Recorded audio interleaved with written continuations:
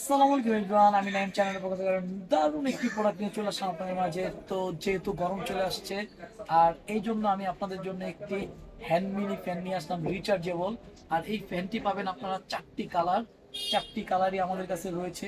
যাদের প্রয়োজন তারা চায়নারও অর্ডার করতে পারেন, আর সরাসরি এসে নিতে চাইলে বেলপাড়া কলেজ ভাই ভাই কোকারি আপনি এই প্রোডাক্টগুলো নিতে পারবেন।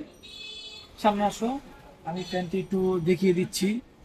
এটার প্রেস করতে পারবেন আপনারা 1 থেকে 3 পর্যন্ত এদিকে কমানো বাড়ানো যাবে, এবং ইউএসবি কেবল দেওয়া রয়েছে এদিকে।